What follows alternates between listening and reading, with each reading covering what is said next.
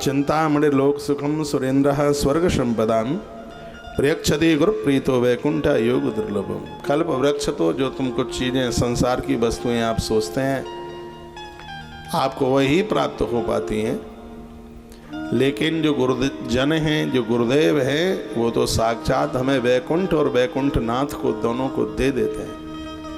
जब तक गुरुजनों की कृपा न होगी तब तक भागवतामृत जीवन में उतर के नहीं आ सकता।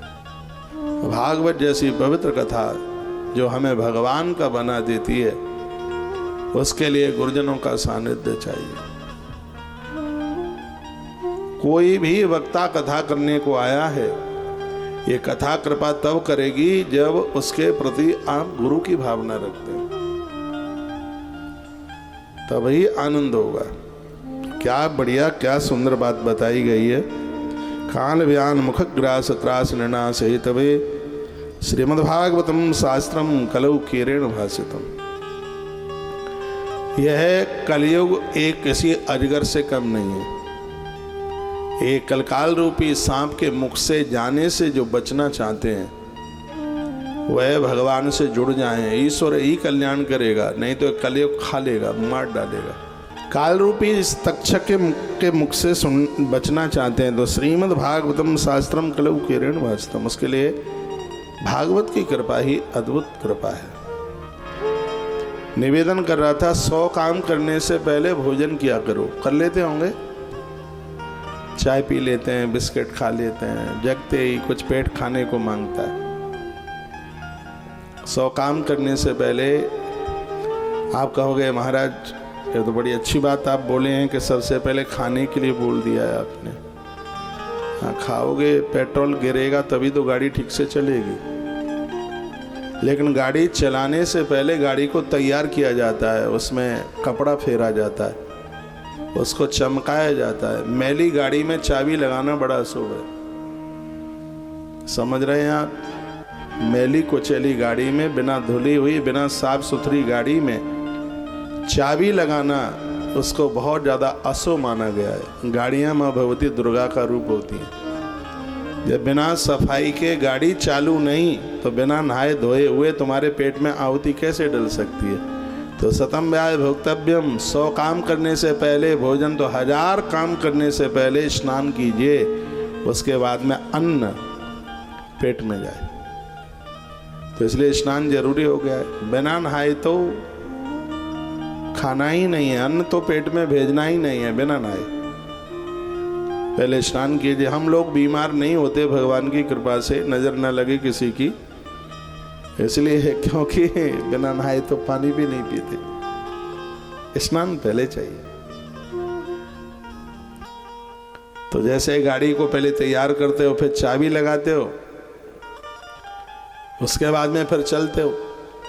यदि जिंदगी की बहुत बड़ी यात्रा आपको पार करनी है, चलना एक बहुत बड़ी यात्रा है, यमराज के दरवाजे तक जाना है चलते चलते, तो उसके लिए क्या कहा है, लक्ष्यम विहाय दातव्यम। सब मेरी बात ना मान पाए तो मेरी व्यासपीठ के जो परम भक्त हैं वो तो मेरी बात मान ही लें। यदि ऊपर की यात्रा को सकुशल आपने तय करना है तो उसके लिए नित्य कुछ देने की कोशिश कीजिए। भूखों को भोजन कराओ, प्यासों को पानी पिलाओ। अपने घर के मकान के आगे एक चरी रख दो, जीव जंतु आते रहे, पानी पीते रहे। तो अपने इस दुकान पर कुछ बिस्किट के पोड़े रख लिया करो, कुछ नमकीन के पैकेट, कुछ भूखे प्यासे बच्चे, बाबा लोग और भी कोई आते ही रहते हैं, उठा करके दे दो। अब सरिया की दुकान है, किसी ने आकर के कुछ खाने को मांग लिया तो सरिया का टुकड़ा थोड़ी दे दोगे। तो ऐसा कुछ वहाँ पर रखा हो तो उसके हाथ में आप उसको पकड़ा दो। तो लक्ष्यम विहाय दातव्यम, लाख काम करने से पहले। देखिए, मैं श्लोक बोल करके व्याख्यान कर रहा हूँ। आपके घर में रसोई आरंभ हो तो पहले बार दिखवाइए, कोई गैया, कोई भूखा प्यासा तो नहीं कोई खड़ा है, कोई इंतजार तो नहीं कर रहा, क्योंकि मध्याह्न के समय में देवता और पितर हर व्यक्ति के दरवाजे पर आते हैं किसी न किसी रूप में। उस समय उन भूखे लोगों को आप भोजन करा देते हैं तो मुझे लगता है 100 यज्ञ करने से ज़्यादा पुण्य आपके खाते में होता है, आपकी झोली में होता है। तो भागवत का यह सिद्धांत है। भागवत कहती है कोटिम तक्ताम हरिम स्मरेत। सुबह शाम भगवान के नाम का कीर्तन, भगवान का नाम, भगवत दर्शन। आपके ईशागढ़ में मंदिर हैं, प्राण प्रतिष्ठित मंदिर है, हफ्ते में एक आध बार आते जाते रहिए, क्योंकि मंदिर में भगवान की प्रतिमाओं का दर्शन करने मात्र से 10-10 अश्वमेध यज्ञ करने का फल प्राप्त होता है। यह है मंदिरों की बहुत बड़ी महिमा। जिस समय विधर्मियों के द्वारा इस देश को त्रसित किया गया, तब हमारे सनातन धर्म को मंदिरों ने जिंदा रखा। ये दूसरे धर्म के लोग तो पता नहीं क्या क्या बोल देते हैं। मंदिर आज से नहीं, सतयुग से मंदिर है। बद्रीनाथ मंदिर सतयुग का है, रामेश्वरम मंदिर त्रेता का है, और द्वापर का मंदिर है द्वारकाधीश, और कलयुग का मंदिर है जगन्नाथ भगवान। त्रेता में माता जानकी के चरित्र का वर्णन किया जाता है, तो वो त्रेता का युग था, और मैया एक भवानी के मंदिर में जाके प्रार्थना करती है, कहती है जय जय गिरवर राज किशोरी, जय महेश मुख चंद चकोरी। वो मंदिर ही तो था। प्रमाण मिलता है जहाँ पर माँ भगवती के चरणों में माता जानकी ने प्रणाम किया। और ये विधर्मी लोग कहते हैं कि मंदिर की पत्थर की मूर्ति क्या बोले। अरे प्राण डालते ही मूवमेंट आरंभ हो जाता है, प्रतिमा हिलने लगती है, उसमें प्राण आ जाते हैं मंत्र शक्ति के द्वारा। और ये प्रमाण है कि जिस समय सीता माई ने पूजन किया तो मंदिर की प्रतिमा बोल रही थी। उसने जानकी माता से बात करी। उसने, यदि हमारी श्रद्धा है तो मूर्त बोले काट की, जीमो मारो श्याम धड़ी, जिमावे बेटी जाट की। भक्ति हो तो कर्मा जैसी, सांवरियो घर आवे लो। भक्ति हो तो कर्मा जैसी। यदि भक्ति है तो भगवान मंदिर से निकल करके हमारे और आपके यहाँ तक आ जावे। कोटिम तक्ताम हरिम स्मरेत।